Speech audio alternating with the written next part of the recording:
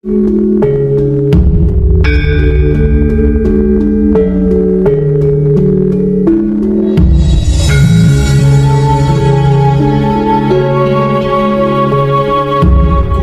para kadang kinasiku sekalian, percayalah, tidak ada yang bisa menghindari atau menolak, apalagi mengusir ego di pikiran atau otak, pamrih di hati atau batin, dan arogan di kelamin atau syahwat manusia yang sedang mencintai duniawi.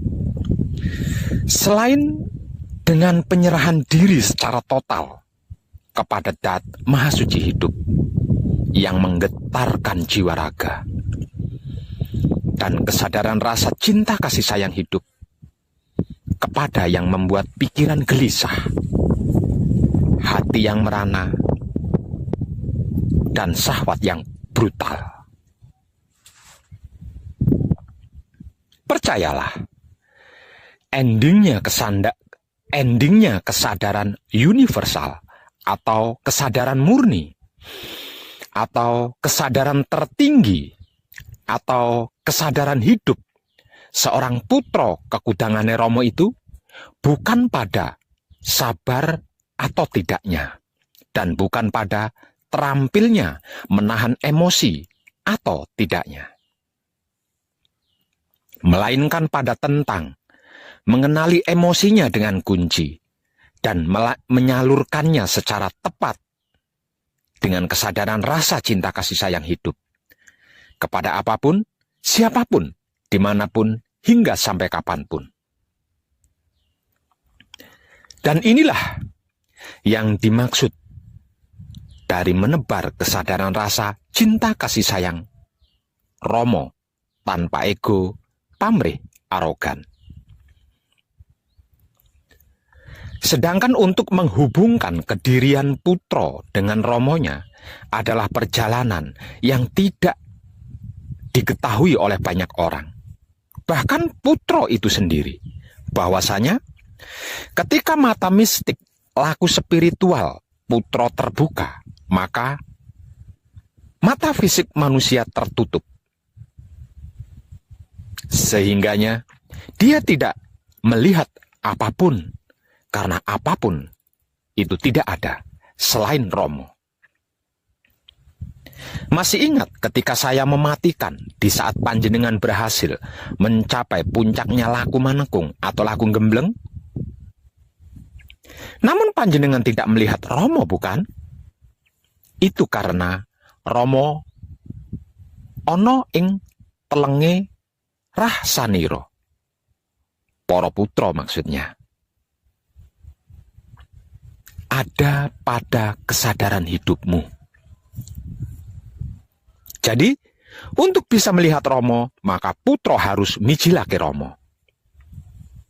Jeneng sira ingsun mijilake, mula jeneng sira kudu bisa mijilake ingsun. Kadangku, putra kekudangane Romo,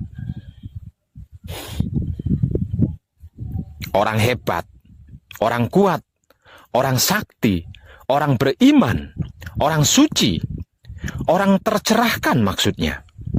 Bukan mereka yang mampu melawan kemauan pikir di otaknya, kehendak batin di hatinya, keinginan syahwat pada kelaminnya.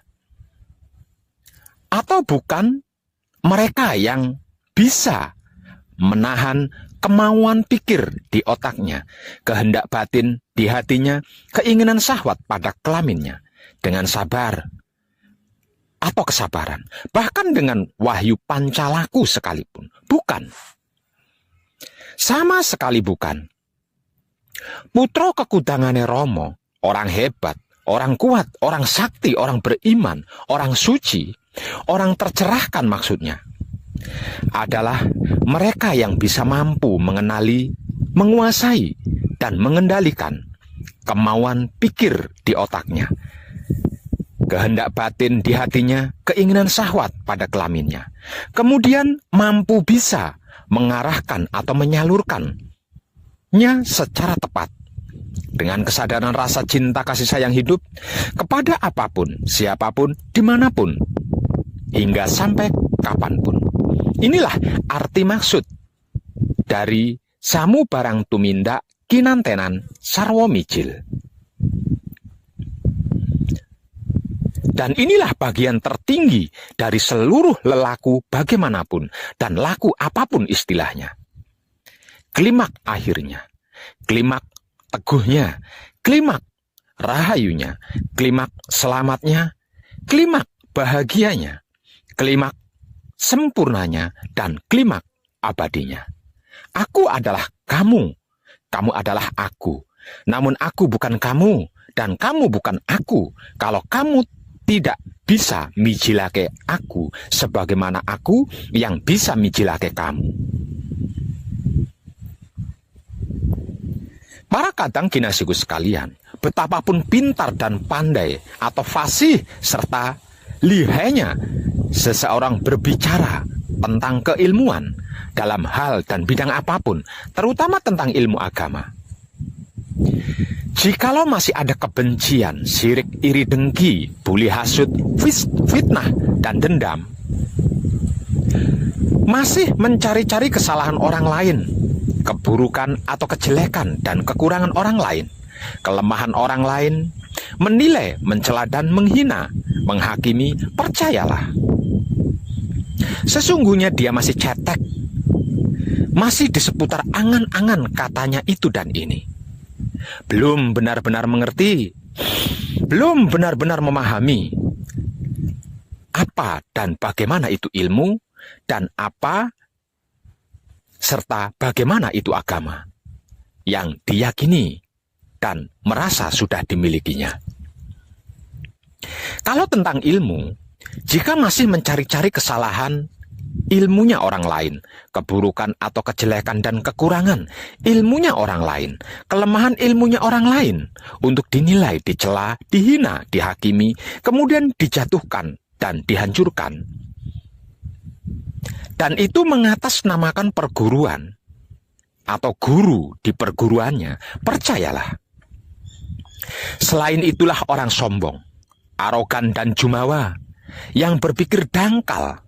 Sesungguhnya dia masih cetek, masih di seputar angan-angannya sendiri, yang mempercayai ilmu katanya orang lain dan ini itu. Belum benar-benar mengerti, belum benar-benar memahami, belum benar-benar mengetahui apa dan bagaimana itu ilmu yang dimilikinya.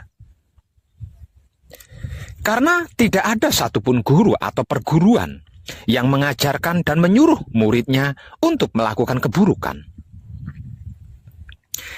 Jika sampai ada guru dan perguruan yang mengajarkan keburukan, berarti panjenengan salah berguru ilmu.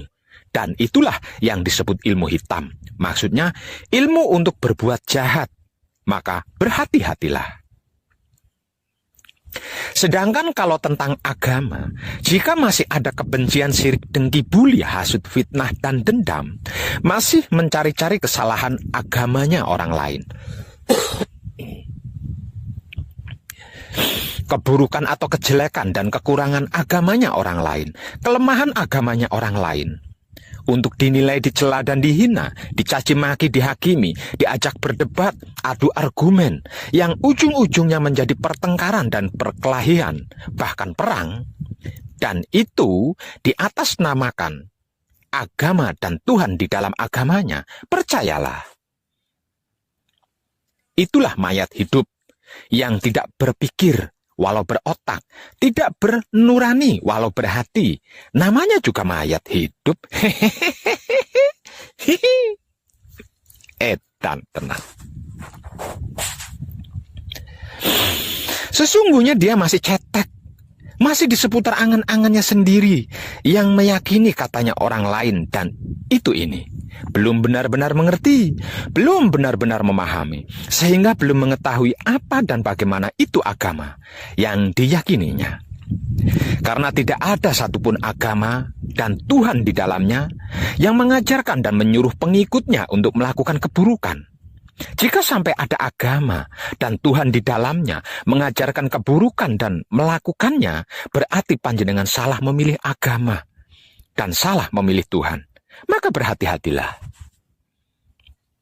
Jadi, kalau ada kiai ustadz atau ustazah, dai, bahkan habib atau syekh sekalipun, pendeta, pemangku, biksu, dan sejenisnya dari keyakinan agama panjenengan masing-masing, jika berbicara lantang dan lancang, melontarkan kata-kata kebencian, cacian, makian, hinaan, celaan pada keyakinan lain, agama lain, atau orang lain, dan apapun itu, di depan panjenengan-panjenengan, apalagi di sebuah majelis taklim atau majelis akbar, dan lain-lain sebagainya, jangan lama-lama, apalagi sampai mengikutinya. Cepat pergi dan tinggalkan dia.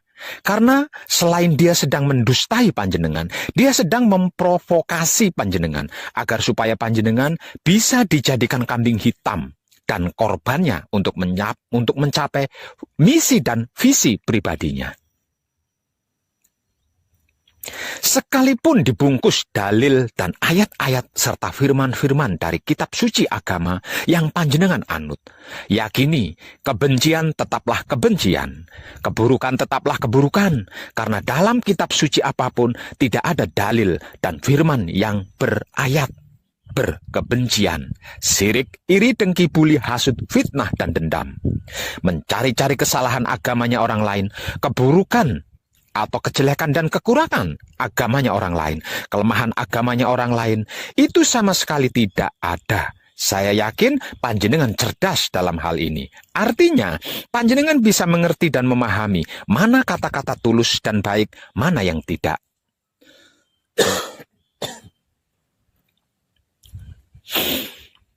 Terlebih lagi jika seorang itu mengaku putra Romo dengan mengatasnamakan namanya Romo, dan kunci dia mencari-cari kesalahan orang lain, keburukan orang lain, kejelekan orang lain, kekurangan orang lain, kelemahan orang lain, apalagi kepada sesama putra Romo. Kepada keyakinan orang lain, termasuk agama, dicari-cari kesalahannya, keburukannya, kejelekannya, kekurangannya, kelemahannya, untuk dihina, dicela, dicaci maki, tanpa sadar di akte kelahirannya, di KTP-nya, di ijazahnya, di surat nikahnya, dan lain-lainnya tercantum agama. Maka, selain itulah orang munafik dan pecundang. Sesungguhnya dia bukan putra Romo. Dia hanya ikut-ikutan demi misi dan visi pribadinya, dan sedang menjadikan panjenengan sebagai korban dan batu loncatan untuk mencapai misi dan visi pribadinya. Maka, segera tinggalkan sebelum panjenengan kemomoran dan menjadi kambing hitam korban misi dan visi pribadinya. Kadang kinasiku, saudara-saudariku, ketahuilah dengan kesadaran hidupmu. Manusia itu adalah makhluk yang terbatas, sedang yang dimaksud Tuhan, apapun sebutannya, adalah bukan makhluk dan tidak terbatas. Jadi, bagaimana mungkin kita sebagai makhluk yang terbatas ini merasa memiliki kemampuan bisa mengerti sesuatu yang jauh dari kapasitas kita, bisa memahami esensi di luar kemampuan kita yang terbatas ini? Kalau ini sampai terjadi, apakah itu bukan ego pamrih dan arogan diri yang sedang bermisi dan bervisi? Coba renungkan dan renungi dengan sadar. Jangan terburu-buru menyimpulkan dulu. Renungi dan renungkan saja dulu. Kira-kira iya begitu? Apa iya begitu? Ini dan disinilah salah satu akar masalah dari masalah-masalah yang tidak manusiawi paling utama, yang sedang tumbuh berkembang di NKRI, yang sama-sama kita cintai ini. Bahkan bisa jadi akan menjadi pemicu paling utama terjadinya aksi Panglima Sapu Jagat yang bakal terjadi sekitar tahun 2025 nanti.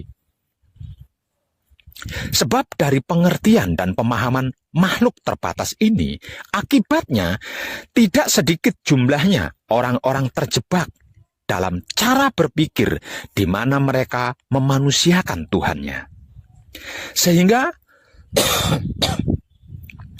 merasa punya hak mendikte kemauan Tuhan, bahkan merebut dan mengambil alih kuasa Tuhan. Konyolnya lagi, merasa mampu melindungi Tuhan dari berbagai macam ancaman dan menjaga harga diri Tuhan dari orang-orang yang menghina dan mengancam Tuhan. Merasa tahu apa yang Tuhan pikirkan dan merasa punya hak wewenang bertindak atas nama Tuhan.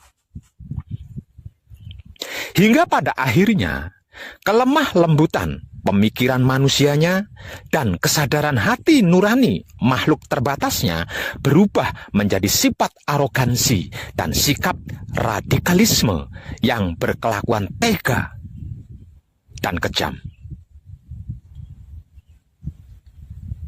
Membabi buta menghancurkan apapun yang dianggapnya pesaing dan penghalang misi visinya. Inilah bahaya besar yang sedang mengancam NKRI kita saat ini dan sudah terjadi di beberapa titik daerah dan wilayah NKRI kita. Mengatasnamakan Tuhan untuk kepentingan pribadi dengan cara mendogmakan prinsip hidup yang sebenarnya tidak ada di dalam kitab suci agama apapun. Kepada seluruh generasi muda NKRI yang sedang haus ilmu dan masih berdarah panas. Ini adalah akibat dari sebab para guru-guru, para pembimbing, kiai, pendeta, biksu atau bikuni, pemangku, dan entah apalagi sebutannya, yang sebagai pengajar dalam masing-masing agama atau kepercayaan, yang menyampaikan dan mengajarkan kitab sucinya masing-masing agamanya dengan tidak jujur apa adanya, melainkan dengan misi dan visi pribadinya, bahkan politik di dalamnya. Untuk seluruh para guru-guru, para pembimbing, kiai, pendeta, biksu atau bikuni, pemangku, dan entah apalagi sebutan dalam keyakinan agama apapun, kalau mempunyai misi dan visi pribadi, dimohon jangan menggunakan agama sebagai tameng dan mengatasnamakan Tuhan. Masih ada banyak cara dan teknik lainnya. Kalau tidak tahu dan tidak bisa, datang temui Wong Edan Bagu. Nanti saya ajari cara dan teknik mencapai misi dan visi dengan baik dan tepat. Dijamin berhasil dan gratis belajarnya. Jangan korbankan generasi anak bangsa NKRI kita yang tak lain dan tak bukan adalah saudara-saudari panjenengan sendiri, bahkan anak cucu keturunan panjenengan sendiri. Sekali lagi, jangan memanfaatkan agama apalagi mengatasnamakan Tuhan untuk keinginan pribadimu. Itu pengecut dan pecundang namanya. Dalam kehidupan dunia ini, silahkan. Hiduplah sesuka pikiranmu, tapi ingat kau akan mati. Cintailah apa saja sesuka hatimu, tapi ingat kau akan meninggalkannya. Berbuatlah sesuka kelaminmu, tapi ingat kau akan dibalas. Paling lambat awal tahun 2025 nanti, yang tinggal beberapa tahun lagi loh. Semuanya, segalanya, bahkan seluruh kemunafikan yang mengatasnamakan agama, pecundang yang mengatasnamakan Tuhan, dan para pengkhianat kebaikan akan dihancurkan. Tidak percaya? Awalannya ini sudah terjadi loh. Perhatikan saja di sekelilingmu. Bagaimana keadaan sikonnya orang-orang munafik yang mengatasnamakan agama, pecundang yang mengatasnamakan Tuhan, dan penyuka keburukan yang tidak berkemanusiaan. Perhatikan. Untukmu yang sudah sadar dan bertaubat serta sudah memperbaiki laku diri, kita tunggu bersama-sama puncaknya ya. Kita saksikan apa yang akan terjadi bagi mereka yang tidak segera bertaubat dan memperbaiki laku diri, yang masih hidup hingga tahun 2025 nanti. Namun, tidak mau sadar diri dan bertaubat serta memperbaiki laku. Edan tenan. tercerahkanlah kita semuanya. Dan salam setuhan penuh cinta kasih sayang dari dalam lubuk hati saya, wong edan baku yang paling dalam. Selamat, selamat, selamat, rahayu, rahayu, rahayu, damai, damai, damai tentram. Saya wong edan baku ngaturaken sugeng rahayu lir ing sambikala amanggih yuwana. Pinayungan mring ingkang maha suci. Basuki yuwana teguh rahayu selamat. Berkah selalu untuk semuanya tanpa terkecuali. Terutama para sedulur, khususnya para kadang konto dan kanti anom serta sepuh saya yang senantiasa direstui yang dat maha suci hidup. Om Santi, Santi, Santi, Om. Wassalamualaikum warahmatullahi wabarakatuh. Terima kasih, terima kasih, terima kasih, dan salam kebajikan.